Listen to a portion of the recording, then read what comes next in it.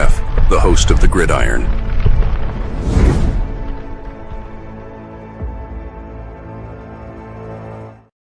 All right. Welcome to the Gridiron, baby. If you can give this video a thumbs up and maybe share this video, that would be absolutely freaking phenomenal. If you subscribe to my channel, thank you. If not, please go down below, hit the subscribe button, hit that bell icon. That way next time I go live or if I put a video out, you'll be notified. And it's free of charge. What do you got to lose? It's totally free of charge. But if you are subscribed to my channel, thank you. If you want to help support my channel out, description box below, the very top link in the description box takes you to my membership page. I got 3 different membership levels. Each one has their own little perks to them. So once again, if you want to help support my channel out, it would mean so much to me. And I thank you in advance. Thank you. And then finally, just underneath that, there's another link. Takes you to my Facebook group. It's called the New York Giants, the Gridiron. It's my Facebook group. We have over 9,600 members in the group. It is doing simply marvelous, might I add. Basically, if I'm alive and breathing and if I got internet access, I am putting stuff in this group darn near 365. It's called the New York Giants, the Gridiron. It's my Facebook group. Please join it. You will not be dissatisfied. I promise. All right. Well, the nice thing is it's always got something kind of like going on, right? I mean, we're about a month away from the draft. Now there's still free agents out there. Obviously, there always will be, even up to the time that the season starts. There's going to be free agents out there.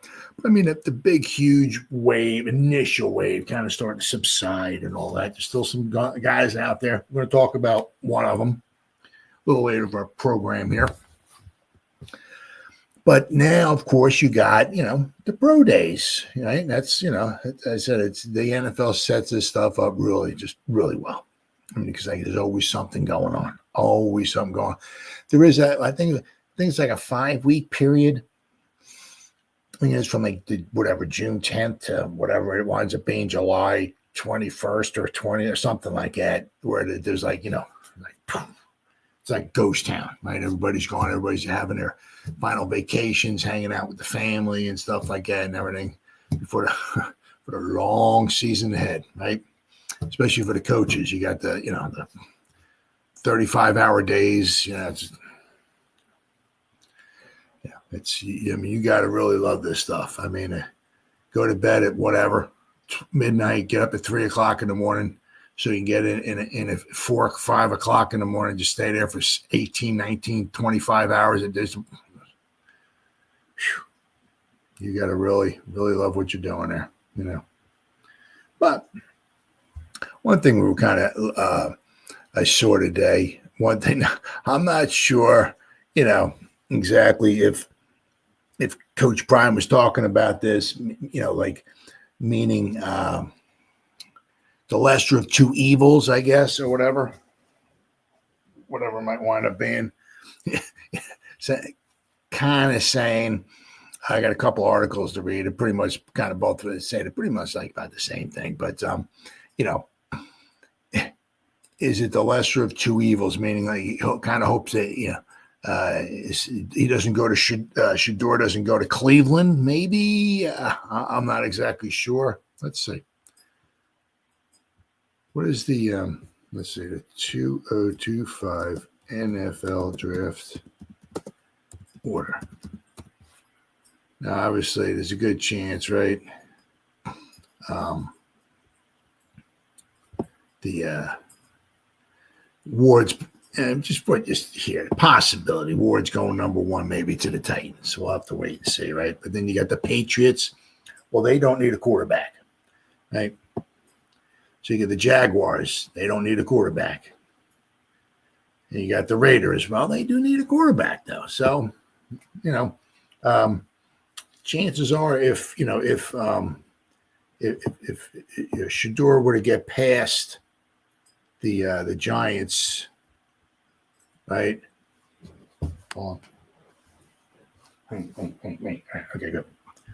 Yeah, if you would get past the Giants, the next team, unless obviously somebody were to trade up, right? Trade up with the Patriots or the Jaguars to jump the Raiders, right? If everybody's going to let the board fall, as it may, with the teams, no trades or nothing like that, you can see the next team possibly taking Shedeur would be the Raiders. Now, I'm not so sure if he wants them to go to the Jets. I don't know, but I could see, what he may not want, what he might not mind Shedeur going to the Raiders. But so I'm not sure exactly what he was talking about. He didn't kind of elaborate on it at all or anything like that.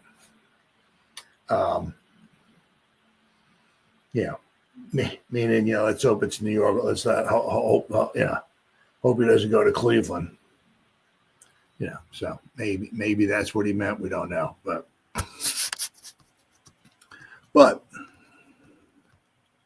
now also, you also heard too, which is kind of interesting, right? Of course, once again, this is all stuff that people make up. A lot of it, so it's like idiots like me can go and read their articles and, oh my God, really? Well, but there was one of the things that I'd seen within the past, I guess, month or two or whatever it was that, maybe like Shedeur were to come to New York, right? And if Dable were to get fired after the season's over with, who possibly might be the Giants' next head coach? Coach Prime, right? That was one of the things I seen floating around out there. Deion Sanders wants the Giants to draft Shedeur. Let's hope it's New York. Deion Sanders knows which team he wants to draft Shedeur. The Colorado head coach was asked at the ProMat conference which team he thinks will draft Shedeur in the 2025 NFL draft on Monday. Instead, Sanders shared the team that he's wishing will draft his quarterback's son. Let's hope it's New York, Sanders said, presumably meaning the Giants. I couldn't possibly think of anybody wanting to get drafted by the Jets, honestly. Not saying the Giants are, setting the world on fire of late and all of that. But my goodness, the Jets. There's been a couple of times, whatever, since after they won the Super Bowl in January, I think it was 12th, 1969. So after the 68 season, there's been a couple of times since the 68 season. Now we're getting close to almost freaking 60 years. Where it might be cool to go to the Jets. Okay. Obviously one of those times was just a few years there where in the late 90s where Coach Parcells was there, so it was a couple times where it was cool to go to New York to be a Jet. But of late, that's just a straight up dumpster fire. Right. Let's see. The Giants are one of the more logical fits for Sanders ahead of the draft. They hold the number 3 overall pick and are still searching for a quarterback. While they did add Jameis Winston, right, in free agency, the Giants are still in the running for Aaron Rodgers, and it's believed that they'll draft a quarterback this spring. Fox's Sports Ralph Vacchiano previously reported. Well,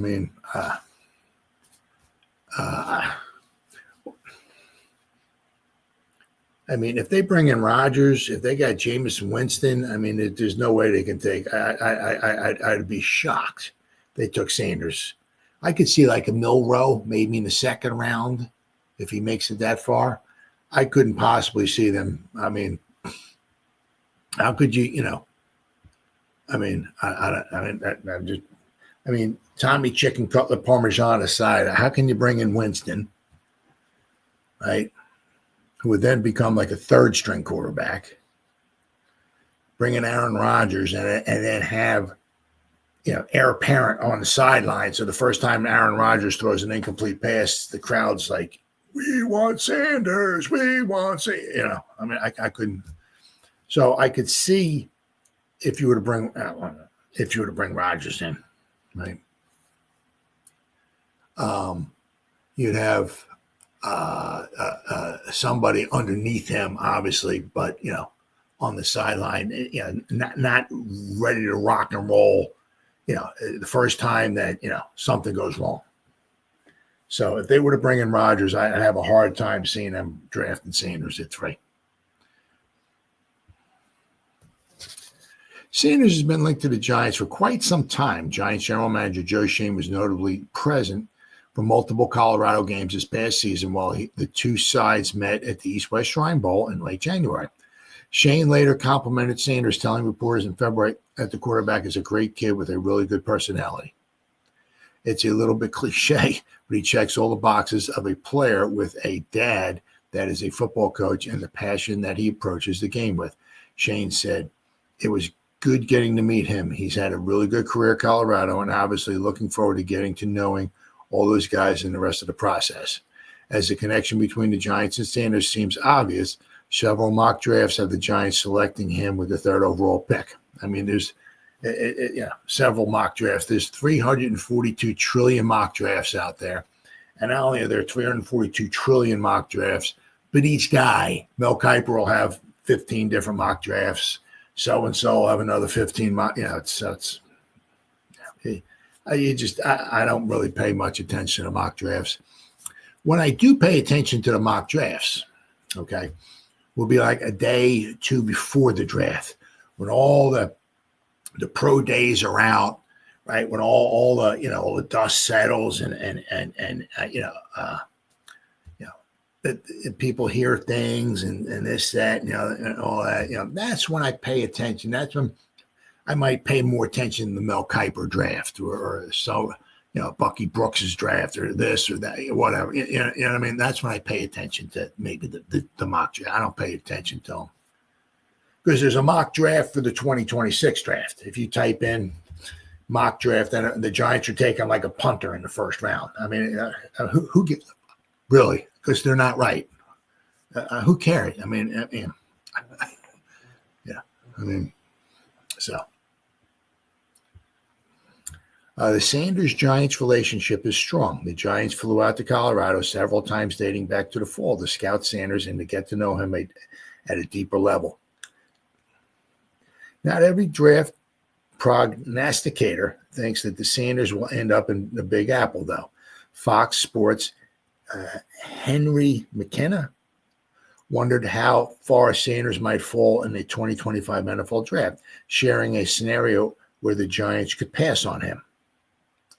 If not Cleveland, will Sanders go number 3 overall to the Giants?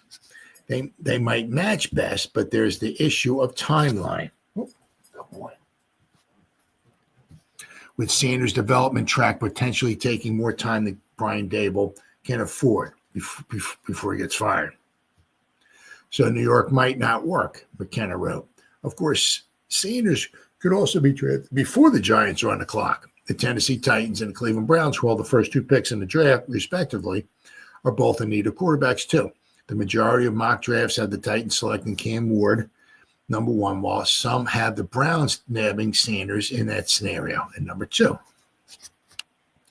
There's also the off chance that Sanders meant the New York Jets. I couldn't possibly in a million years see that in his comment on Monday. Unlike their crosstown rival, the Jets aren't in desperate need of a quarterback as they signed Justin Fields. Well, if Justin Fields don't work out, they'll be in desperate need of a quarterback. They signed Justin Fields to a 2-year deal earlier in March with the plan to start him in 2025, but their long-term future at quarterback is still unsettled. If the Jets want Sanders, they might have to trade up as they hold the 7th pick in the draft. So I couldn't possibly, I couldn't. Anybody wanting to come to play for the Jets? I mean, as far the dumpster fire that the Jets are.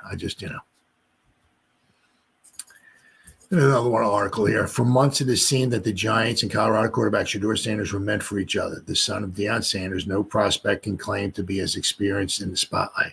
The team has spent extensive time and around the program to get a closer look at the passer, and it remains entirely possible that he is general manager Joe Schoen's preference under center. Now, the thing is, is that you don't know. You understand? You just don't know, right? How much time does Schoen and Daboll have? You don't know. If they win 6 games and go 6-11, that's better than what they did the year. You know what I mean? Will they get another season with Shedeur Sanders? Right? If they go 8, if they win 8 or 9 games, well, they might be afforded another season and they have Shedeur. But if the tires fall off and everything just goes to heck, right? Like it did last season, right? They drafted Shedeur. They may not even be around. So now it's the same kind of things what happened with Dable and Shane when they came in. It's like, all right, well, oh, by the way, Daniel Jones is your quarterback. So you have a new regime come in here, right? Dable and Shane will be gone. And then it's like, okay, all right, Mr. GM, congratulations. Congratulations. You're the new GM of the New York Football Giants. Congratulations. Oh, by the way, Shedeur Sanders is your quarterback. You know what I mean? So that might scare some guys away, right? So you don't know. I mean, if you get a coach, GM, whatever coming in, and that very first year they come in, they draft a quarterback. Because I mean, there's almost, especially with the way Mara is, it's almost impossible, for the Giants anyway, right? For a coach to come in, GM to come in 1 year, get fired right then and there. Okay. Usually they'll get at least 2 seasons, right? So if the very first season, a coach and GM come in and they draft their quarterback that season, well, then they have at least 2 years, right, to work something out with them. However, 2 quarterback needy teams ahead of the Giants, right? You got the Titans, seem to be committed to Cam Ward, but the Browns face the daunting choice of taking a blue chip prospect over a passing prospect with lesser pedigree and a more direct impact on the team's success. So it's a tough one. It's a tough one. It's same thing with the Giants, right? I mean, Cam Ward goes number 1. Right? I don't blame. I can't blame the Titans at all, right? But that's what the Giants are going to be faced with. If you take Hunter, you take Carter, or you take Sanders. I mean, because guaranteed, right? I mean, you look, there's 4 guys. There's guaranteed to be 2 of them will be there for the Giants. Now, the thing is, quite possibly, Ward might be gone. All right, so between Hunter, Sanders, and Carter, guaranteed there's going to be 2 of them there for the Giants. And if one of them is Sanders and the other one's Hunter, if one of them Sanders and the other one's Carter, the thing is with Hunter or Carter, they're almost like plug and play players. I mean, the thing is with Carter, I mean, if Bowen can't find something for him, you find another job for Bowen outside of the organization. Yeah, I think Chuck E. Cheese is hiring. You can go mop up their bathrooms, at 14 cents an hour, whatever. Because if you can't, you know what I mean? Or Hunter. I mean, right? You find someplace for Hunter. These guys are impact players that plug and play day one, boom. Right? New York hangs in the balance and is hedging its April bet with a March signing, bringing in Jameis Winston to elevate the floor of the quarterback room and to be an option to start if no other veteran or early round prospect is acquired. Now, as I said, you just don't know what the Giants are thinking of Shedeur. On Monday, social media added to the speculation that Sanders and the Giants could be a match, as Deion revealed his preferred landing spot for his son. Let's hope it's New York, Sanders said on Monday, while speaking at the ProMat conference in Chicago. It's worth noting that without video or a second account, Sanders' statement remains unconfirmed. So, more than anything else, Sanders' comment may be the most direct update fans have received on the Shedeur stock, despite the rumors that Coach Prime would tell teams not to draft his son. He's been rather quiet when it comes to publicly discussing teams.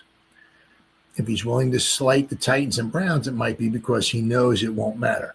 with Ward penciled in at number 1. Cleveland pivoting off of Sanders means New York at number 3 is the earliest Shedeur can come off the board anyway. He can endear Sanders to the Giants fans without the risk of hurting his stock. And if New York picks the top prospect, the Browns do not either Abdul Carter or Travis Hunter. He can fall back on wanting his son to go as high as possible, which is true. It's absolutely true. So, there you go. If Sanders, in fact, is the next quarterback for New York, he'll bring a point guard play style to the NFL. He's accurate, poised, and able to avoid turnovers.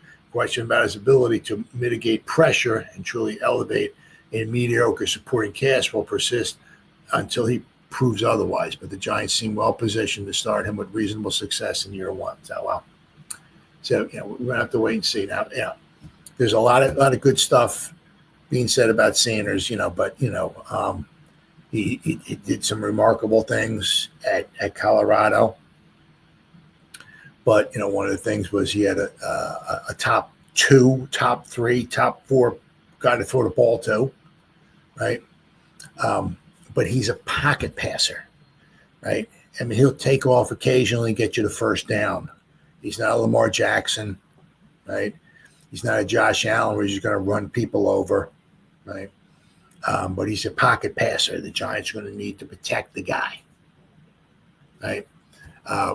Also helps if he has some weapons. Now, obviously, we got Malik Neighbors. Now, I love me Wandale. I love me Darius Slayton. Tracy, cool, right? But I mean, I'm not shaking in my boots here. You know what I'm saying? Right? The Giants defense can iron out some wrinkles, so the quarterback doesn't always have to be the overall there. Well, yeah, that's true. That's true. Absolutely. Sure. I'm kind of hoping they can get themselves another. We'll talk about another weapon. This is one of those articles that I saw. Right, this is the second time it's coming around. Right, but I mean, I'd love to see the Giants get like another weapon. I mean, you look at the Eagles. Now you look at the Eagles, but I try not to look at the Eagles because once again, the Eagles there is no salary cap in Philadelphia. It's the Philadelphia void years. Right, they just bring in these players. They sign them the contracts, and they just void year. They push all the money down the end of the road. So you're like, oh my God, the Eagles are just unbelievable, greatest team of all time. No. Other teams could do it. The other teams don't want to do it because they don't want to screw up their salary cap for years to come. Right, so that's why a lot of other teams don't do that. But I'm saying, but if you just look at the Eagles, right, you got Saquon, you got Devontae Smith. I mean, Goddard, fine tight end as well. But then you got Brown. I mean, it's like, holy crap, right? You got a great offensive line, and Hurts is a very good quarterback, right? So, but I mean, you look at it, we got Tracy who can take it to the house. We've seen that, okay? But he's not Saquon Barkley. We got Malik Neighbors, right? We got Wandale Robinson, okay? He averaged, 7.9 yards of reception last year, okay? Had a lot of receptions and all, but, we need another weapon, And I said, then we need to also protect Shedeur. So, once again, all this stuff, all the speculation, it doesn't mean really much of anything. What does Shane and Dable think? Because ultimately, it's going to pretty much their job's going to ride on it. Right, so we'll have to wait and see. But Coach Prime saying he would like for his son to come to New York. Now, once again, I said, I would think it's the Giants because I think the Giants spent more time looking or spending time with Shedeur than the Jets did, but I couldn't possibly have anybody actually. Let's hope he goes to the Jets. I mean, I don't know if anybody would actually even say that. I mean, just the way that the dumpster fire. Not that the Giants are any better, but I mean, the Jets have been almost a dumpster fire since after the '68 season. So we're almost 60 years and counting for the Jets. Then I did see this. It was a couple articles here. One was that they graded out the Giants' free agency so far. And it was just one guy graded. I mean, I've seen other people grade out the Giants' free agency. But then also how their free agency has changed their depth chart. All right. Now the Giants have obviously, a lot of what they've done, they targeted, obviously they've got some wide receivers they brought in, but some of the wide receivers are also maybe could also be like special teamers as well, too. They really haven't upgraded the wide receiver, right? I mean, they just brought back somebody that they had. Okay, we brought in a couple other wide receivers, but we haven't upgraded the wide receivers. We haven't upgraded the running backs. Haven't upgraded the tight ends, right? I think still a big apple. The city itself is prime time. Oh yeah, and that is why Deion wants his son here in Madison Avenue. Oh well, I'll tell you, he's going. It's no bigger city in the world, right? Media market of the capital of the world and all that stuff and everything. Oh yeah, bright shiny lights, absolutely. All right, so this is one.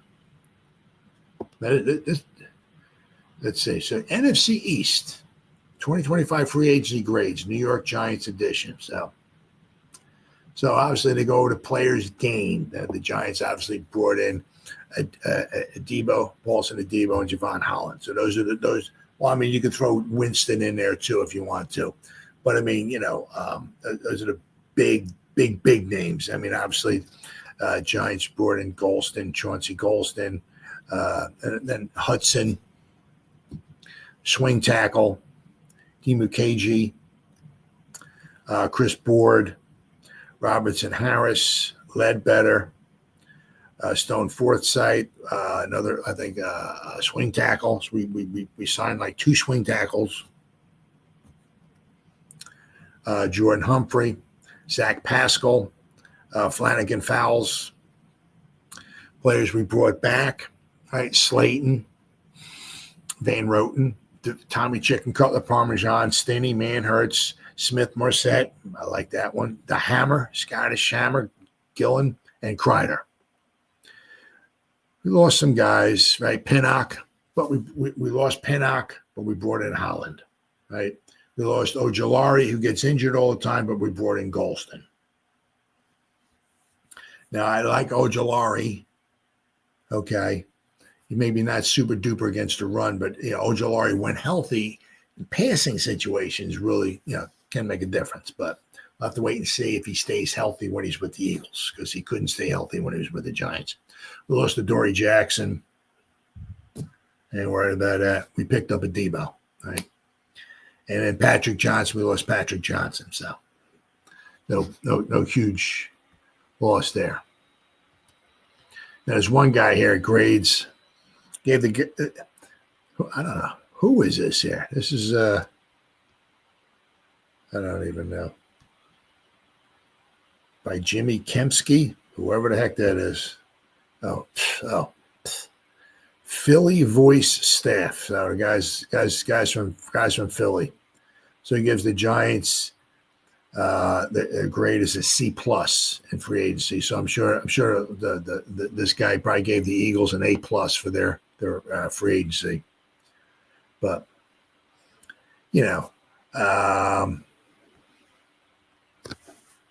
says, well, obviously the Giants started going out, obviously, after Matthew Stafford. So, I mean, one of the biggest things, the Giants still have the hole at quarterback. Now, of course, they brought in Jameis Winston, but we haven't brought in a big dog, I guess. But so they moved on to Plan B, which sadly was still going maybe possibly after Aaron Rodgers. It's unclear if the Giants have a Plan C on their list, other than Jameis Winston, who signed with the team 2 years, $8 million. But if that's the veteran quarterback they settle on, it's actually probably the best outcome for them. Yes, Winston's, well, he doesn't stink, this guy. Giants aren't going anywhere in 2025. Yeah, so you can tell this guy. I mean, it's true, But this moron here is from apparently, I guess, Philadelphia. So I don't regard anything any moron has to say from Philadelphia. But he gives them a C+. I would give the Giants a good solid B. I mean, I like what we did with the, we had a lot of depth, right? We brought back Slayton, Okay. It's, by the way, you're supposed to board there is a coaching practice, no excuse for bad habit. Oh, yeah. The draft is full of defensive tackles. Oh, yeah. They got to get somebody put next to sexy. Absolutely. Absolutely. Now we brought in a lot of guys, in free agency, edge rushers. So, we got Burnsy, we got Golston, we got Kayvon. So we have some edge rushers, right? And we brought in guys on the defensive line, but there's nobody's making a difference. There's nobody. We might have lost a guy here or there. We brought a guy. There's nobody I'm excited about on the defensive line, right? We would love to see us draft a defensive tackle in this draft, but next to sexy. That would be fantastic. Oh no, that's what I'm saying. See, the one thing they're talking about, but in the free agency is, the Giants. We're not going to the Super Bowl. Newsflash, right? Shocking, right? But I said the thing with Winston, I mean, could possibly be, a fantastic move for the Giants. Good. Now, if we were to sign Rodgers, right? I mean, just think about it, right? Rodgers wants 2 years. Rodgers ain't coming here probably for a year. So Rodgers wants 2 years. I don't know, 30, 40 million a season. Yeah, Jameis Winston for $4 million for 2 years. So $8 million with possibility of being up to $16 million. Right? The dude can throw the ball. He'll throw you in a game. He'll also throw you out of a game, right? But he'll throw the ball, right? We're going to move the ball. We're going to get some. He's going to throw for some yards. We're going to get some touchdowns. We're also going to get some interceptions. But I mean, the thing is that you're paying him $4 million a season. You might be paying Rodgers or $40 million a season. I mean, Rodgers for 10 times the amount ain't taking us in no Super Bowl, right? So the thing is with Jameis Winston for $4, I mean, you're saving yourself all kinds of money, right? So you can either bring in another free agent, which we're going to talk about a little bit here, or you can save that money for the season. You're going to need some money for the draft class, but if you don't spend the money, it rolls over to the next season. So if you have, like, say, $10 million left over after this season because you didn't spend it all on Rodgers or Wilson, that just goes to the next season. So you have even more next year, right? Winston accepts his role. That is his lead. Oh, yeah. Well, see, one thing I like about Winston is that he's good in the locker room. I mean, Rodgers, you don't know. Rodgers, I mean, But Winston, he comes out. He's got like a pregame speech. He talks to the guys and stuff like that. He's great in the locker room. He's good with the teammate and all that and everything. That's huge. You don't want like a Rodgers coming in. I mean, man, if we're winning, hey, if we're 13-1 and Aaron Rodgers is the corner, hey, things are pretty good. Everybody's holding hands, singing "Kumbaya," and hey, this is good. But things start falling apart. Aaron Rodgers might be one of the worst quarterbacks you want in your locker room. Right? I like Winston. As I said, we'll be a lot more exciting than we have been if he is our starting quarterback. I suppose I said $4 million a season. I mean, come on, right? So I like that. As I said, and then if we don't take Sanders at number 3, right? There's other quarterbacks in the later rounds you can maybe take.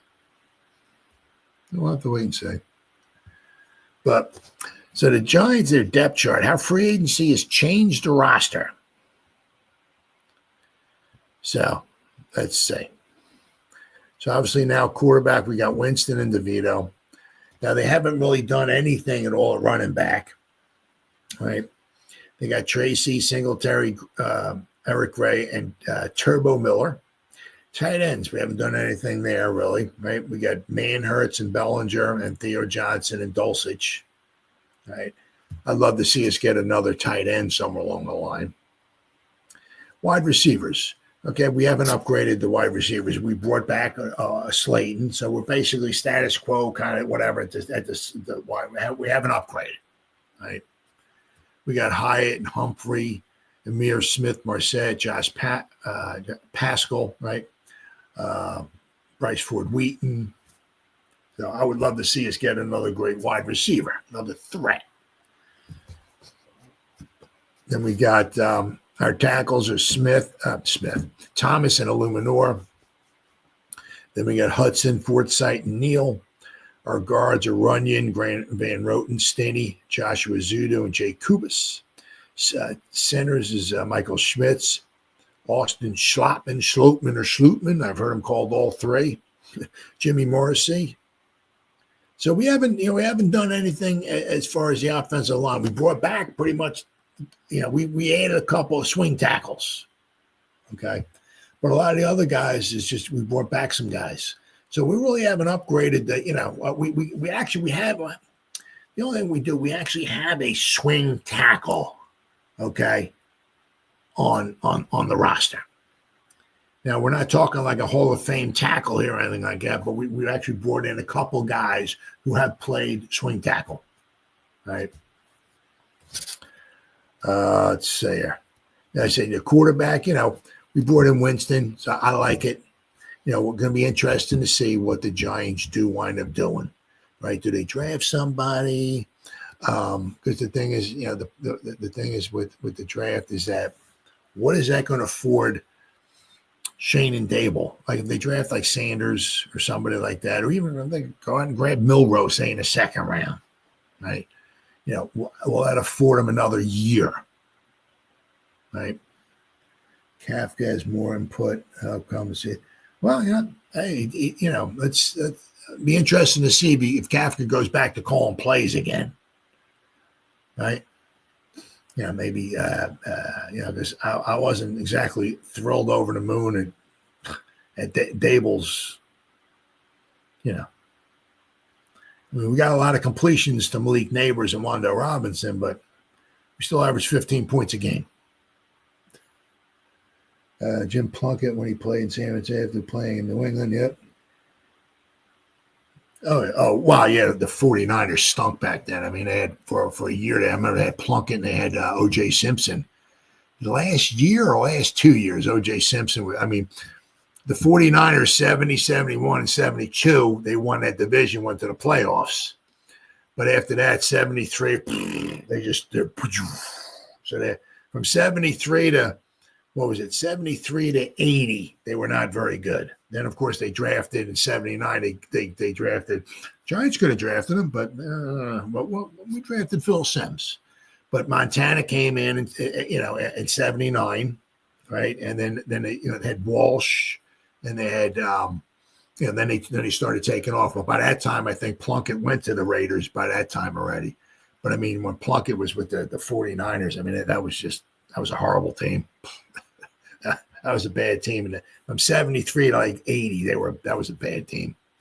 I said 81, that's when they started taking off. That's when they started winning their Super Bowls. Right? Their first of 4 Super Bowls, 81, 84, 88, and 89. So, yep. Walsh wanted Sims. Yep. If he fell to him, he was going to probably take Sims. Yeah. But the Giants got him. Kind of wonder what would have happened. Like, say, if the Giants got Montana and the 49ers got Sims. But no, you're right. I mean, the 49ers / Waltz, Sims was higher up on there, than Joe Montana was. Would have been cool, right? If we got Montana. All right, what the heck we had here? So, I mean, the offensive line, we really haven't upgraded. The tight ends, we haven't upgraded. The running backs, we haven't upgraded after free agency. Wide receivers, we added a few pieces. We brought back Slayton, haven't upgraded that. The defensive line, See, we got Sexy Dexy, we got DJ Davidson and Jordan Riley to have here as the nose tackles. Defensive tackles, they got Nacho and Chauncey Golston, who can also slip out, I think, outside, be like an edge rusher as well, too. We got Robertson, Harris, Elijah Chapman, Corey Durden, Elijah Garcia, Jeremiah Ledbetter, Ross Blaylock, Casey Rogers. So, the outside linebackers, we got Kayvon and Bernsey. We got Dimu KG and Toman Fox. We brought him back. Then we got a Karake, Micah McFadden, Deontay Johnson, Darius Muasau, Chris Board, Flanagan, Demetrius Flanagan Fowles. A lot of guys with 3 names. The nickel, we got or slot, we got Flott, and we got Phillips. Then our cornerbacks is Adebo and Banks, and our safeties are Holland and Tyler Nubin. So now, what I do really like about our free is that we got the safety and we got the cornerback. Now, the only one thing is now, Will. I'm not expecting the world. I want this team to can. Oh yeah, absolutely. Me too. No, I'm not going to the season. I'm not. I'll tell you what, man. We could get 11 wins out of it. I've been drinking that Kool-Aid for a couple years now. I mean, I thought that last season the Giants should get at least 8 or 9 wins, and they wound up with 3. It's like I don't even bother now. I don't even bother. But in the free agency, I mean, bringing in, Adebo, I like that because now he is the number one. We know we got 2, the cornerbacks. We know we got Phillips in the slot. Hopefully the guy can stay healthy, and we got Adebo, the number 1 cornerback. Does this light a fire under Banks? Now, can Banks be the number 2 cornerback, or are we going to need to go get somebody? Right, like like DeAndre Baker, right, or Eli Apple? Is it going to be another Tay Banks? Is he going to be another one of those guys? Yeah, we drafted him in the first round, and 4 years later we got rid of him because he sucked. He sucked on our team anyway, right? So, but can Banks be the number the number 2 cornerback? If he can, we got ourselves a nice secondary. Right, we got 2 edge rushers. We got a nice secondary. We got the inside linebackers aren't bad. We got one of the best defensive tackles in all of football. If we can get one guy more next to him, we might have a real nice defense, right? I mean, we added some depth, right? We certainly added some depth, right? We lost Aziz, but we got Golston, right? So, I said if we can get that, if Banks can be a number 2 cornerback, and if we can get another defensive tackle next to Sexy, this could be a very nice defense. Let's see. Special teams. Let's see here. So we brought back Kreider. We brought back Jamie Gillen, who's obviously the holder and the punter. Now the interesting thing, we got Jude Macatamy, but we also got Graham Gano. Now Graham Gano is getting up there in age. Do we draft? Do we bring in a free agent kicker? Do we draft a kicker? Do we give Jude Macatamy maybe the job? Do we get rid of Gano? He's getting up there in age. He's been injured the past couple of seasons. If we were to get rid of him, we would save a few $1 million. So it's going to be interesting to see. We brought back Amir Smith-Marset. Now, is he going to be the punt returner and the kickoff returner? We'll have to wait and see. But we brought him back. So we brought back, and we've been adding some good special teams players. I'm not saying the kicker or the punter, not like that, but we've been bringing some guys who are backup players, right? Not so much starters on offense or not like that or defense, but very good special teams players. So we keep an eye out. Hopefully our special teams will be good this season. Oh yes, but absolutely. Banks needs just to turn his head around. Yeah. Coverage wasn't that bad. Just turn around. Yeah. The safeties will be interchangeable, and that's a good thing for Tyler. Oh, yeah. No, I'm excited. I'll be very, very excited. just hope these guys can stay healthy. You know what I mean? Because we had Phillips got injured a little bit last year. Newman was injured last year. You know, we drafted Theo Johnson. He got injured last year, you know. So I just hope these guys can stay healthy. But, I mean, you know, the defense should be pretty good. Should be pretty good. Let's hopefully Bowen can put them in good position to be successful. Right? Because, I mean, one of the things Bowen was supposed to be good for was his run defense. And we were not very special in the run defense. That is for sure. That is for sure. But another one of the Giants guys that the Giants brought in or signed, right? Zach Pascal. Nothing super duper spectacular here, right? Just right. He has a little bit of special teams to him. Let me see if okay. Let me get rid of this here and share the screen. Where is he at? I got 3,000 tabs open up there. Nope. There he is. Okay, let's share the screen here. All right, so the man with the big smile there, Mr. Pascal. All right, you'll notice last year. Now, this is, I mean, he did not play much last season, okay, with the Cardinals on offense.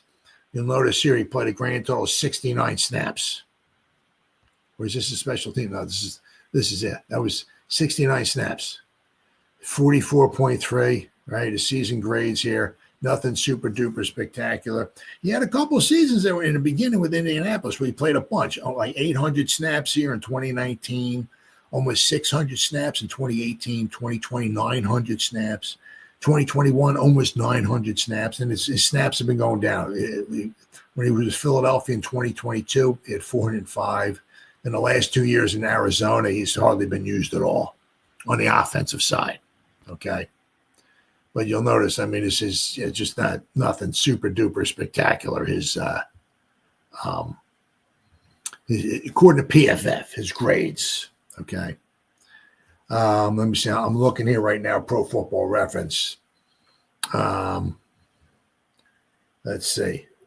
In 2020 was his biggest. He had 44 receptions for 629 yards. Now, touchdowns, he does have, you know, he can get in the end zone. He's had 169 receptions. He has 16 touchdowns. So basically, 1 out of every 10 times he touches the ball, he catches the ball, he scores a touchdown. So that's not too bad. He does have a little bit here, all right, as far as special teams. I know last year he played a little bit. Special teams for the Cardinals last year. What do we got? 277 snaps. Okay. Now, once again, Cardinals, this was last year, 2024. Okay, last year, 2024 with Arizona. Special teams. Okay, 277 snaps. Now, it looks like he played in like almost every game. 1, 2, 3, 4, 5, 6, 7, 8, 9, 10. Week 11 might have been their bye. 12, 13, 14, 15, 16, 17. He graded out at 86, which is phenomenal. Special teams. Okay. Now, I'm not exactly sure, you know, I mean, because a lot of his grades are in the 60s and the 70s. I'm not sure how he got the 86. I mean, his 92.4 is pretty good, but let's see. What do you have down here? I mean, these grades are very good as well, too. These are his season grades. Special teams. Last season, he graded out at 86. 2023 with the Cardinals, 201 snaps, 72.7, which you grade out in the 70s on special teams. That's very, very good. With the Eagles, he was 292, almost 300 snaps, special teams with the Eagles in 2022, graded out as 66. 2021 is last year with Indianapolis. He graded out 66.1, which is still very good. 2020, the COVID year, he only in 50 snaps. He graded out a 70. So, you know, he, once again, another good player on special teams. All right, back here. All right, so, you know, maybe not much in the way of offensive production, but another good player on special teams. Good stats, yeah. All in all, the team must Stay reasonably. Oh, yeah. I mean, it's just like every year we just get banged up, all kinds, just injured. I mean, as I said, one of the things you look at, I mean, I always compare a lot of times the Giants with the Eagles. You look like the Eagles. I mean, we had like, I forgot what it was. I can't remember. We had like almost twice as many guys injured as they did. They had like 28 or 29 guys or something like that. And that included like the playoffs. It was like 30 or 31 or something like that. Guys who actually had injury designations. That means like throughout the season. And some of them was like the last game of the season, like when they rested Saquon Barkley or something, and some of the guys they just had out. But the Eagles, if you look at like their injuries, right, like last season, including that they had what? They had 3 playoff games, right? 3? I think it was 3 playoff games. And the Super Bowl. So they played 4 more games than the Giants did. But they had like 30 less guys, 25 guys or 30 less guys who had injury designations throughout the season. It was unbelievable. It's like, how are you supposed to? I mean, if the Eagles had the injuries the Giants had, they're not going to the Super Bowl. That's not happening, right? I mean, the Giants had 10 different starting offensive line units. The Eagles, that didn't happen with the Eagles. The Giants had 4 quarterbacks. That didn't happen with the Eagles. Now, the Eagles might have had a couple quarterbacks in, but that's because they rested Hurts or something like that or whatever, or they were up 812-0 in one game. The Giants had to have 4 quarterbacks because like injuries, right? They had plenty of healthy scratches. Yeah. I know. I remember the last game against the Giants, they had some healthy scratches because they weren't starting these players. I mean, you look like Mekhi Becton. He missed 1 game last year for the Eagles. When he was with the Jets, that's all he was injured. I remember the first game, I can't remember what season it was, but the first game of the season, he got injured for the Jets. The first game, first quarter or something like that, and he missed all season. He goes there with the Eagles. He plays all season. Look at Saquon Barkley. He gets 3,442 touches. They hand him the ball 1,800 times every game. Doesn't even have a toenail. Doesn't even have an Ingram. Doesn't have nothing. Doesn't have jock itch, nothing. We put him with the Giants. He runs the ball, a decent amount. Injuries. Doesn't have with the Eagles. He ran for 75 million yards last year with the Eagles. Oh, he's good to go. It's like, how's that happen? Could be. I mean, some of it obviously could be the Eagles are on grass. Giants aren't. So. But I mean, the injuries are they just kill you. I mean, especially in the beginning of the season, like our offensive line, the first 4 or 5 games, whatever it was, we pretty much had like the same offensive line in there. And we did decent, right? But then the wheels started falling off. Guys started getting injured left and right. And we had like 10 different starting offensive line units, which I think was tied for the most in the NFL. And just, you can't, it's hard to win like that.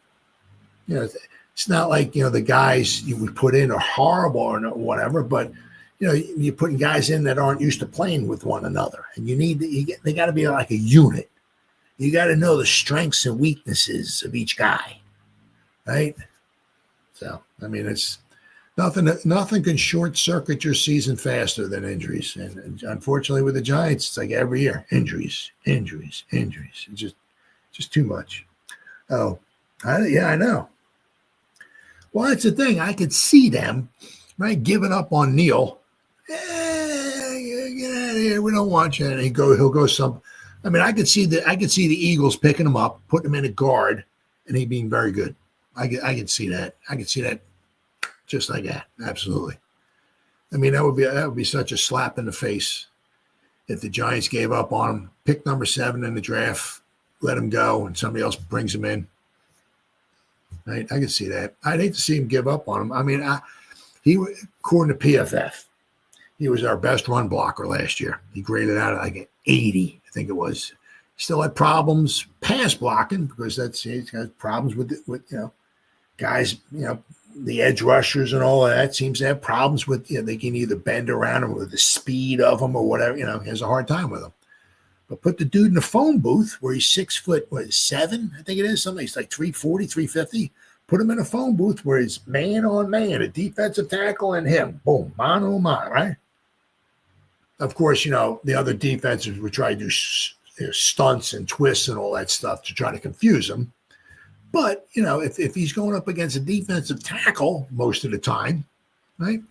And it's just a defensive, they're just trying to one-on-one. I mean, he's not going to get beat as badly as if with these edge rushers. I mean, I don't know. I would have a hard time grasping that concept if they would just let him go and they never tried him in a guard. I would just have a hard time grasping that. Yeah, inside. Because you figure we got Illuminor for at least this season. We got Thomas, right? We got Runyon Jr. and we got Schmitz. Basically, it's the right guard position. And if you bring him in, you put him in there right guard, let him battle it out with Van Roten and some of these other guys, right? Let the best man win. If Neal wins at guard, well, there you go. You got your guard for the foreseeable future, right? There's only his 4th season coming up. I mean, man, if he turns out to be a good guard, I mean, he's only his 4th season coming up. If he can be the guard, I mean, now you're looking. You got your guard hopefully years to come. You got Andrew Thomas if he can stay healthy. You got maybe Michael Schmitz as your center. You got Nevin Neal as your guard. Yeah, I feel. Man, I'm just. If they don't try him in a guard, I don't know.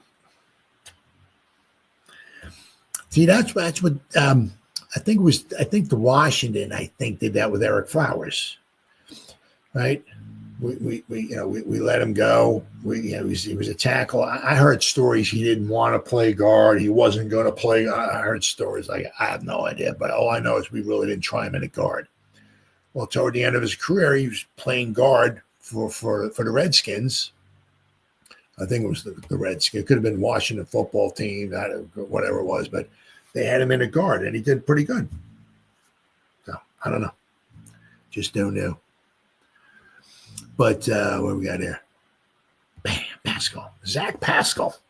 According to reports, now this is from a couple of days ago. I've agreed to terms with Zach Pascal pending a physical. He's 6'2", nice size, 215 pounds. Spent time with the Commanders in 2017, the Titans in 2017, the Colts, the Eagles, and the Cardinals. The veteran wide receiver has played in 112 games, 47 starts, scored 169 passes with 2,057 yards and 16 touchdowns. He's also returned 26 kickoffs for 597 yards, a 23-yard average. The 30-year-old has played in 6 postseason games, 3 with the Colts and 3 with the Eagles, and totaled 8 receptions for 65 yards and a touchdown. Pascal put back-to-back campaigns with 40-plus receptions, 600 receiving yards, and 5 receiving touchdowns for the Colts in 2019 and 20. Prior to the NFL, Pascal played at Old Dominion, where he played in 49 games with 41 starts. He finished with 233 receptions, which is a school record, for 3,184 yards and 30 touchdowns. So, I mean, the guy, he doesn't catch a ton of passes, but when he does, he has a good chance of getting in the end zone, along with an additional 310 yards and 1 touchdown via the ground game from Old Dominion. In his final 2 campaigns with the Monarchs, he registered 1,090-plus scrimmage yards and 9 touchdowns each season. Both years resulted in him being named second-team All-Conference USA. His 1,549 all-purpose yards as a junior were in a single-season school record. So, he had 2 back-to-back really nice seasons, 2019 and 2020 with the Colts. 2019, 41 receptions, 607 yards receiving, 14.8 yards of reception. 2020, 44 receptions, 629 yards, 14.3 yards of reception. And both those years, he had 5 touchdown catches. So, yeah. But once again, so somebody who can certainly come in, catch the ball, but also can give you a lot on special teams. Giants return to using the fullback position. Yes, Flowers was better at guard. I think he would. Oh, I'm all for using the fullback. The problem is that, when you put a fullback in, now you got to take a wide receiver off the field. So that's one of the problems there. You have to be more like it's like you have to be like that kind of mindset. Obviously, I mean, unless like you're talking down at the goal line or 4th and 1 or something like that, we certainly could use though. I mean, it's nice having a heavy package and all of that stuff. We bring in 13 tackles. We put all the tackles on it. That's great. But it's also nice too, right? Turning around, handing the ball off to somebody, a big mofo, also with a big mofo in front of them blocking, right? Running, just plowing people over. And then you got like a Brandon Jacobs or something like that, 6'4", 6'5", 240, 250, running the football. I mean, we've had nothing but small backs for so long. I mean, we've had a lot of problems, even with Saquon, right? It's 4th and 1, who are we going to turn to? Tyrone Tracy, what's he going to do? Run guys over? I mean, we don't put it. We put a back. Who we put in there to block for? It's what we got? A fullback who can get that too. Oh yeah. Oh yeah. Sure. Yeah, because I mean it's nice because that's the one thing because you don't want. Giants brought a fullback in. I guess what they're going to do, huh? Are they going to run the ball, huh? That's one thing you don't want. You don't want that, right? Okay, they brought so and so in, but he's a good receiver too. Ooh, better keep an eye on that. It's 3rd and 1. Well, they might try to run it, or right. Or because you bring a fullback in, you got to take a wide receiver off the field, right? But you don't want to bring a fullback in and the other team. I've seen all their game film. They bring a fullback in, they're running the ball. You don't want that. If you can bring a fullback in who catch the ball in the backfield, that's good. So. But yeah, I mean, I'm always all for it. The thing is it's like with all these dime packages and nickel packages and this and that, and they only can address, I think, 46 players. So all those guys, if you bring a fullback in there and that's all he can do, it's like, unless, the guy's got to be has to be really good on special teams too, because you just can't have one guy. I'm just a fullback. What else do you do? I'm just a fullback. You play special teams. I'm just a fullback. You can't have that. It's like what you said, right? You got to have a fullback who can block, who can catch, who can play special teams.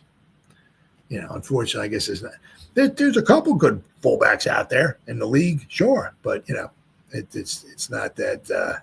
You got to get them. You got to be able to find those guys.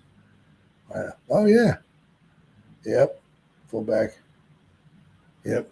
Oh yeah. Yep. Oh yeah, well, we've had some good ones over the years, absolutely, sure. But Rhinosky, right? But you got to find those guys, and of course, but also you got to have the coach is going to want to have that too. Some guys would rather, well, we could run the ball with a fullback, or we can put an extra wide receiver out there. I mean, some guys are just. In today's day and age, they're all like gung ho with the passing game and all that stuff, and and it's kind of like I mean it is really nice being able to do that 4th and 1 lineup and just be able to like the way the Eagles do a tush push kind of thing, right? But I said, but some coaches just look at that position. I got a fullback, and all those other positions, all the other 46 players, I mean, they're so valuable. So for guys just to be able to put one guy in there for a fullback is just some coaches I don't think want to do that, be wasted. But so a lot of that thing obviously has to do with the coach. So, here we go. Is this one? No, wait. Oh, okay. Here we go. All right. The Giants, right? We're at Cam Ward's Pro Day. Now, this might all be for naught, right? Because, if he goes number 1, And it might be just, apparently he did pretty good at his pro day, right? So it might be the same thing like last season, right? Right. The Giants could have gone to Jaden Daniels pro day, Drake May's pro day, Caleb Williams pro day, and it'd be all for naught because, you heard on Hard Knocks, Shane was talking, I can't remember who it was, to the guy with New England. And there wasn't anything that the Giants could have given up to move up from 6 to 2. I don't know who they would have taken. They were taking Daniels or May. That I don't know. But apparently there was nothing that the Giants could have given up. I mean, if they're locked in on a quarterback, there's you got to get your quarterback, right? So there's nothing the Giants could do. Now it's same thing with. I mean, you see how it worked out for the Commanders getting Daniels. I mean, that dude's going to be trouble for a long time, right? There's nothing the Giants could have given up to the Commanders. I mean, especially if the Commanders are like, this guy's really good. We like this guy. And then if they had the Giants, somebody in your own division, move up and take them, and you move back, you get some after extra draft capital. So now you still don't have a quarterback? Nah. So there was nothing the Giants could have gave up to jump up to number 1 to get Caleb Williams. There's nothing that they, might be the same thing with this. They go to Cam Ward's pro day. Apparently he had I'm going to read an article here, but apparently he looked pretty good. But I said, it might be nothing. The Giants could call the Titans. We'll give you our next 3 first-round picks or something. No, we're good. So, but he did. According to these articles, he did impress. Cam Ward feels he solidified being the number 1 draft pick after impressing at Pro Day. Cam Ward stopped just short of declaring the race for the number 1 pick over and sharing his thoughts on the national real estate scene.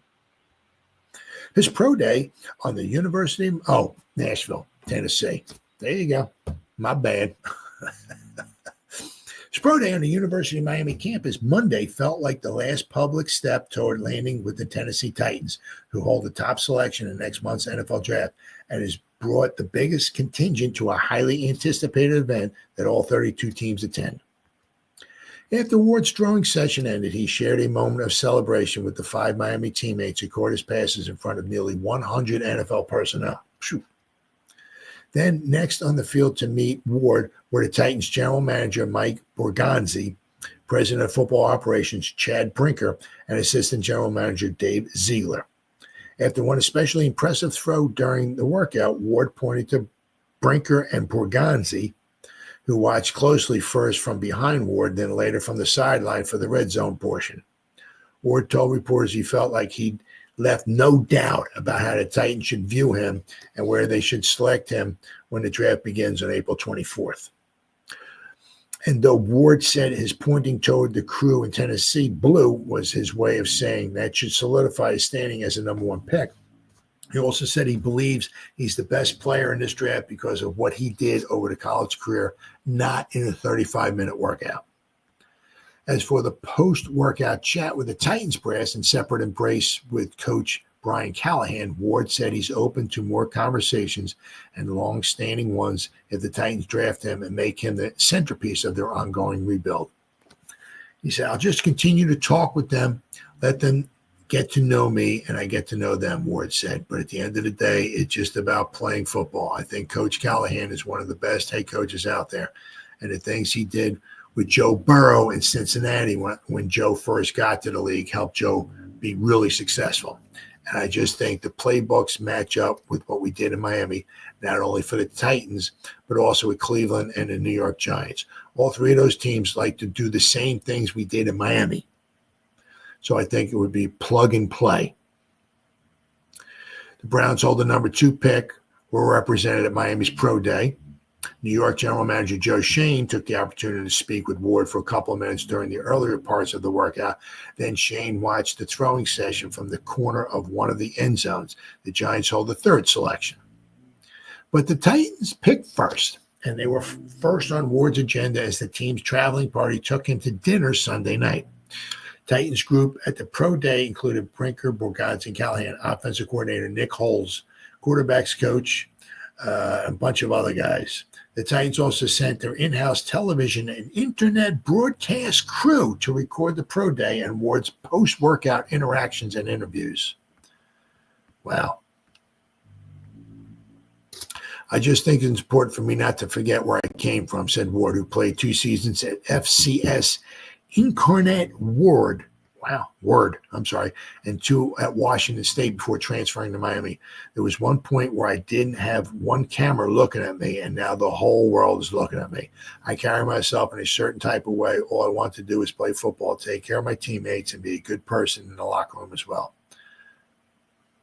I think even back at Incarnate Word, I believed I was good enough to say someday I'll be the number 1 pick. I think all I needed was a chance. I think I always carried myself in that way. Every year I've gotten better, and it ultimately led to me being in the consideration for being the number 1 overall pick. Now, the thing is with the, you don't know if the Giants even have a shot at him. Ward Sanders aren't there. Must snatch Carter. Yeah. Dart later. Tennessee didn't address the quarterback position as often. No. Well, maybe there's a reason why, huh? Hey, man, I can't blame them. As I said, it's the same kind of thing as it was last year. I mean, there's the Giants go there, right? But I mean, there may not be anything they can do about it, right? I mean, Shane can be like, "Oh, this guy's really good," but it don't matter. You know what I mean? Right? We beat the Colts, and now we don't have a chance of getting Cam Ward. Is what it is. Well, the thing is that if Ward's not gonna be there, if Sanders not gonna be there, or if you don't think Sanders is worthy of the number 3 pick or whatever, right? You got to take a difference maker. You got to take somebody. You need, we need players. We need big time players. And Carter, and as I said, there's other quarterbacks. Now, I don't know if Dart's going to be there, number 2, or if the Giants would have to, because we got the 2nd pick in the 2nd round. We got pick 34. So, the Giants maybe might have to couple up pick number 34 and a 3rd round pick and maybe something else. Jump back into the 1st round and jump in front of the team and snatch maybe Dart, right? Because if we have Tommy Chicken, Cutler Parmesan, if we got Winston, if we get Dart, right? That's a possibility as well too. But if we definitely, if we don't draft it, we gotta get a difference maker. But as I said, the nice thing is, instead of Ward goes 1, you got Sanders, you got Hunter, and you got Carter. You got 3 guys, right? So I mean, it's guaranteed 2 of those 3 guys are going to be there for you, number 3, guaranteed. So you don't even know what the Browns are going to do. You have no idea. I mean, they could take Sanders, they could take somebody else. Who knows, right? So, but I mean, there's guaranteed, even as I said, between if Ward goes 1, right? Guaranteed, if you don't want a quarterback at number 3, guaranteed that either Hunter or Carter is going to be there. Guaranteed. So, I mean, if you can get Carter, I mean, now you got some rushers, boy. I'll tell you. Now we're going back in the day, right? Where the Giants had all those edge rushers in Super Bowl 42 and 46, NASCAR package. Just keep sending edge rushers, right? I mean, sexy push in the pocket. Right? You got all these edge rushers in it, man. Wow. That would be fantastic. All right. And then, as I said, this one here, of course, this is like the 2nd time I've seen this one floating around. Oh, howdy. Cowboys in the house. Those guys let's go quarterback guys with free fall. This one, I've seen this one. Now, I seen this one like probably about a month or so ago before free agency started. And the thing is now he's been running and he's ahead of pace and all that stuff and everything, but he did wind up getting injured last season. Now, as I said, the Giants need now, especially right. they can afford him if they're not trying to go after Wilson and Rodgers too. I mean, right? They can afford him, and they need another weapon. They need. I mean, I love me some Slayton. The guy can be on my team all day long. I love him. Love Wandale. This, that, and that. But we need another threat out there, right? I mean, then if you get Winston out there, right, throwing the ball, and you got a couple threats out there, and will be exciting. It could be very, very exciting this year. We should certainly average more than 15 points per game, without question. So man, when you have to draft need. Oh yeah.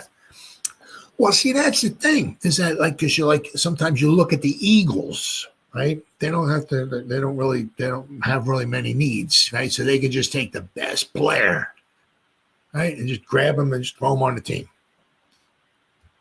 Or they can draft somebody, right? Like they can draft like a defensive tackle or something like that. Maybe he's the best player available, and it's like, it's like, well, that guy may not play a lot, or he may not start, or something like that. But then you look at somebody as they play the Eagles. I mean, the Eagles have lost a couple guys to retirement over the past year or two, right, on the defensive front. So basically, sometimes they're drafting guys like defensive linemen and all that who are going to take the place of guys who are going to retire in a year or two.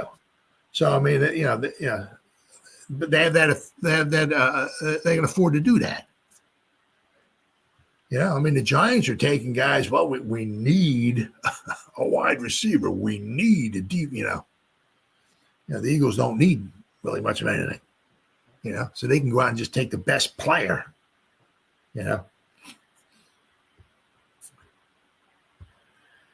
So but Stephon Diggs reportedly running at full speed ahead of schedule 5 months after his ACL tear. Now, the thing is, the problem with the ACL is that you can get,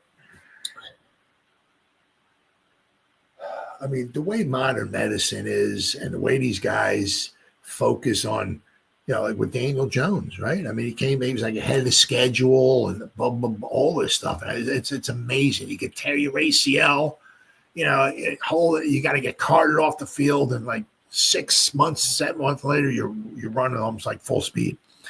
But the thing is with the ACL, a lot of times you can come back the next season, but you're not up to 100% full speed. Usually, just stuff I hear, right? The second season that you come back, you're up to speed, if not maybe even better than you were before, right?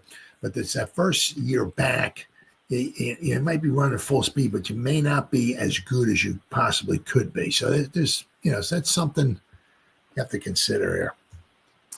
Where are we at here? Oh, there we go. So free agent wide receiver Stephon Diggs visited the Patriots last week.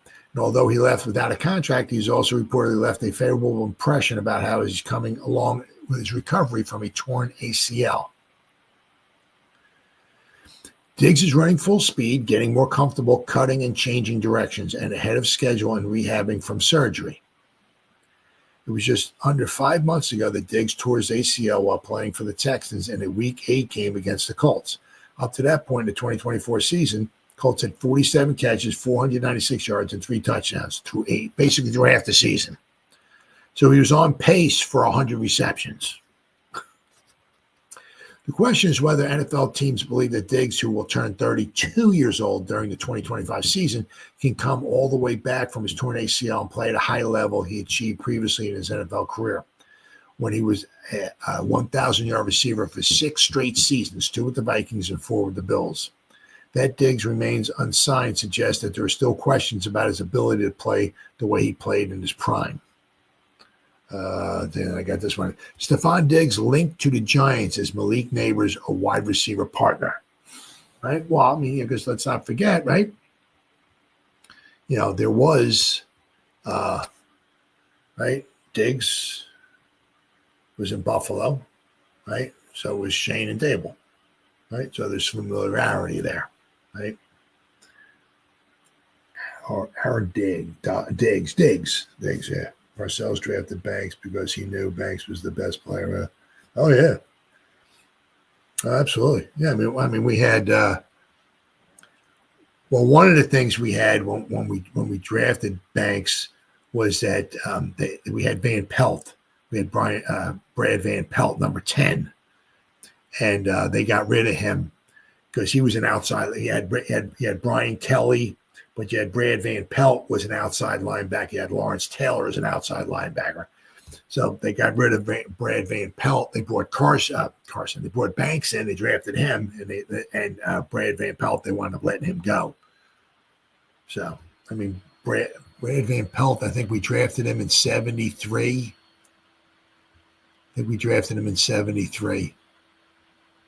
Because he played in Yankee Stadium, he played in the Yale Bowl, he played in Shea Stadium, he played in Giant Stadium, I think. So I think we drafted him in '73. So Brad Van Pelt was an outside line. You know, he's very, very good, right? But yeah, we got Banks in here, and then we let Brad Van Pelt wind up going.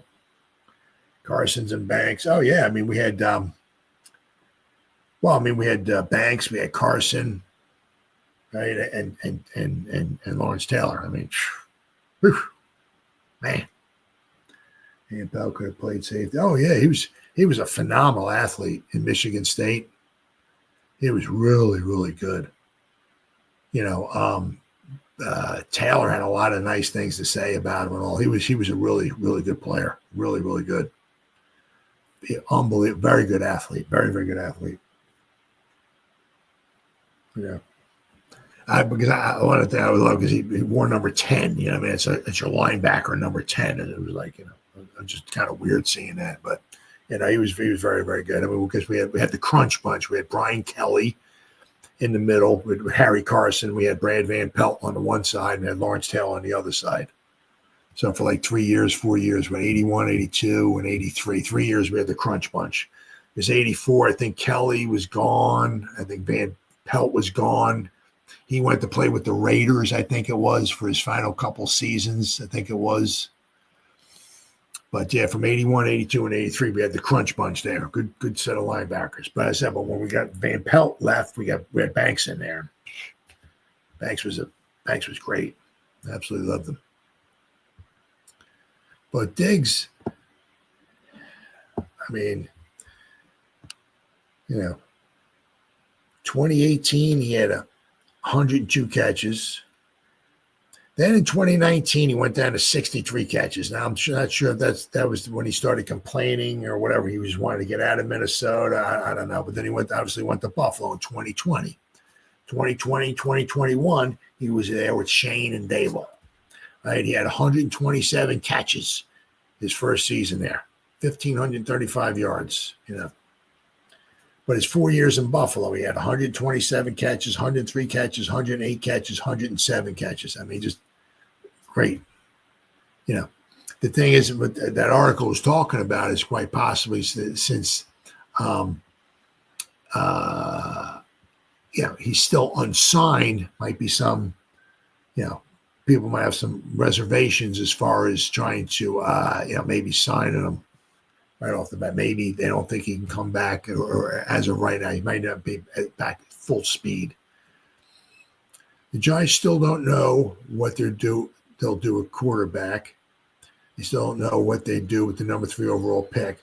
But some think that they know that Big Blue should do next in free agency, which is why the name Stephon Diggs continues to be linked to New York. As near as we can tell, there's more about the rumor mill than it is about anything leaking from the Giants themselves, as a handful of websites, including Pro Football Focus, have created scenarios in which Diggs, coming off a season-ending knee injury, resulted in ACL reconstruction surgery, ends up with the Giants.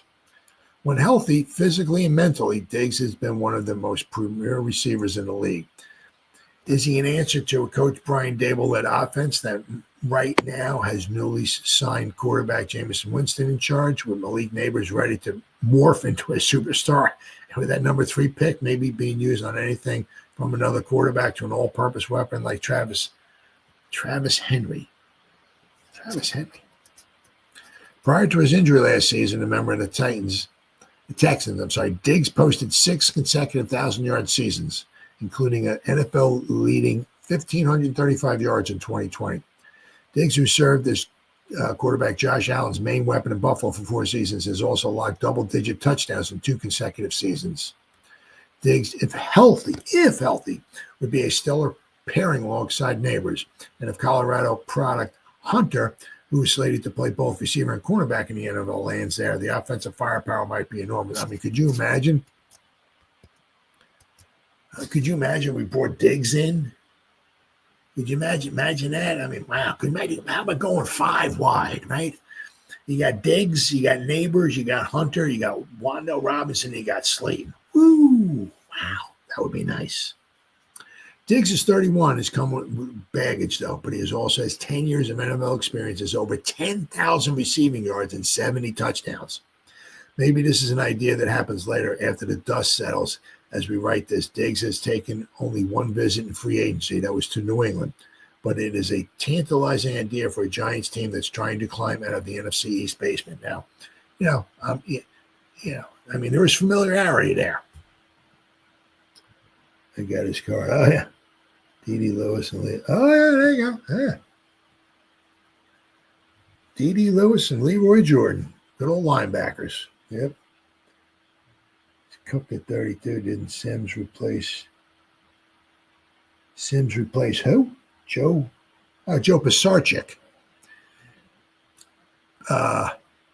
P-A-S-A-R-C-I-K. Pisarcik. Yeah, there you go.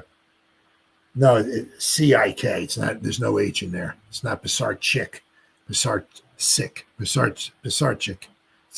But it's not C-H-A. It's not C-H-I-K. Let me see.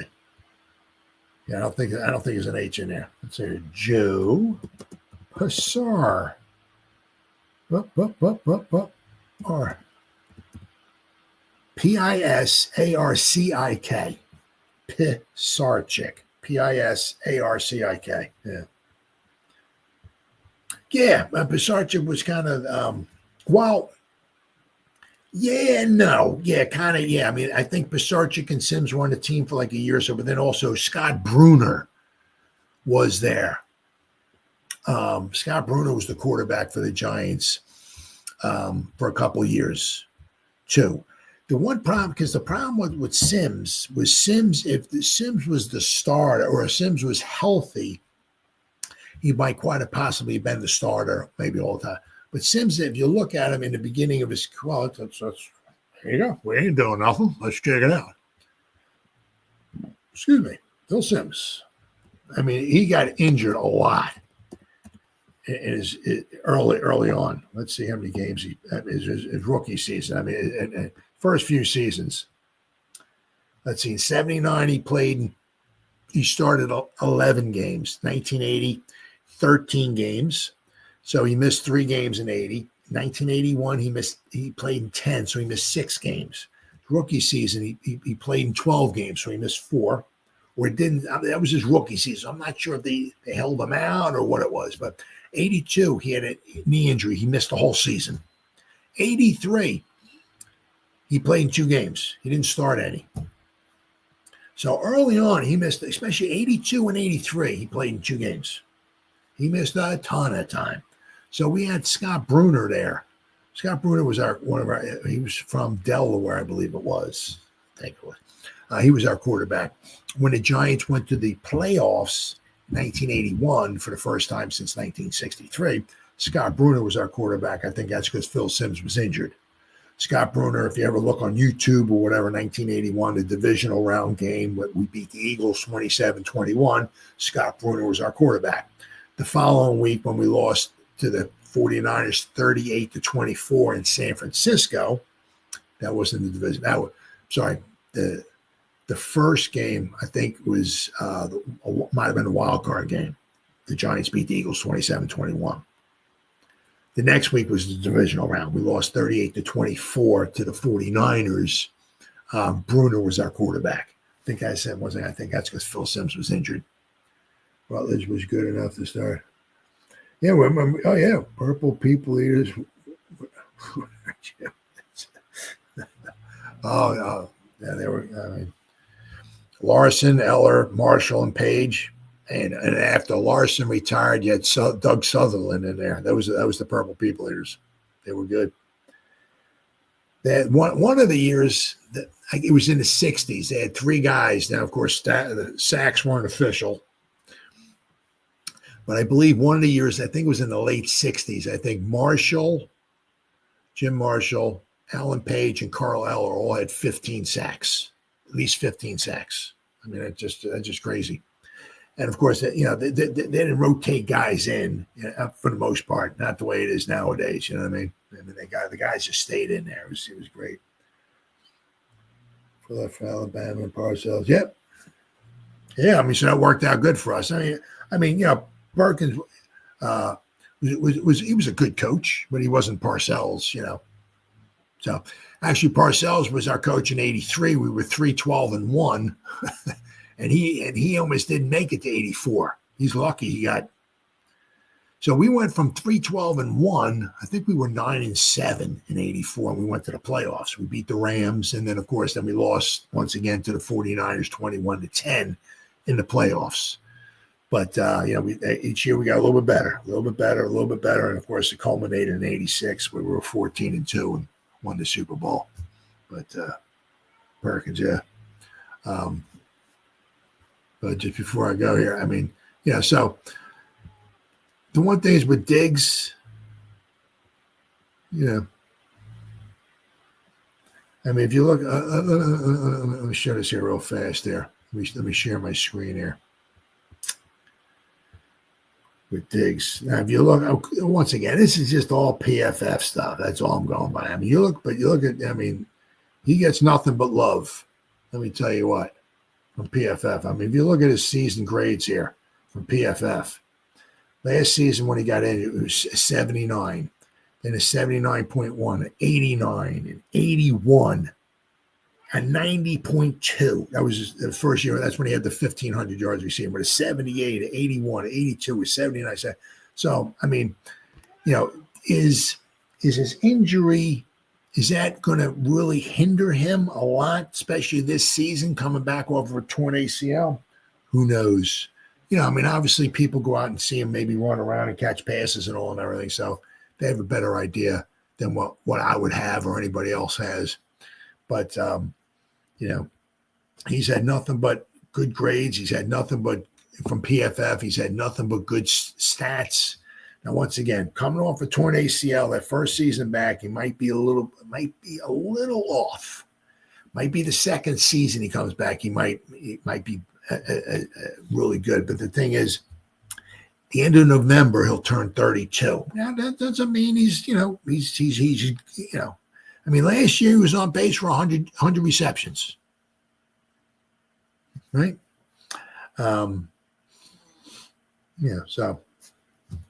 The thing is, I keep bringing this back up, but the nice thing about if we just have Winston as our quarterback, and we don't sign Wilson, we don't sign Rodgers, so we're saving ourselves a lot of money. We still have quite a bit of money left over, and if we restructure some guys' contracts, we can even grab another probably $20 or $30 million. So, we could go out and maybe bring in a Diggs if that was the case. The thing is that bringing in Diggs right now, we're not going to the Super Bowl, right? Do you want to go out and spend whatever? I don't know what it would be, 10, 15 million, whatever it was. I don't know, for Diggs, bring him in for a year or two, right? It will certainly give us some excitement, but we're not going to the Super Bowl. And do you want to bring in like a 31, 32-year-old wide receiver for a year or two? And then just obviously just let them go? Or do you want to maybe bring in somebody young, maybe drafts, or is it like a Hunter, where you can have a wide receiver and a cornerback? That would be fantastic. So, the Stephon, all these bringing this in, this free agent, bringing in that free agent. It's all it's all nice and fun and fancy to talk about, but realistically, to bring Stephon Diggs in here for a year or two, I don't see it happening. So. All right, guys. Patrick, Cowboys, guys. Hey, good talking to you guys. Thanks for hanging in there with me. Greatly, greatly appreciate it. All right, guys, it's been 1 hour and almost 35 minutes. Whoever spent any time listening to me live, thank you. You guys, thank you so much, man. Thanks for hanging in there with me. Thanks for keeping me awake. I greatly appreciate it. Oh, God. So whoever spent any time listening to me live, thank you. Or whoever's going to spend any time watching the replay this, once again, thank you so much from the bottom of my heart. It means the world to me. And as always, you guys stay safe out there and go Giants. Woo! Oh, yeah.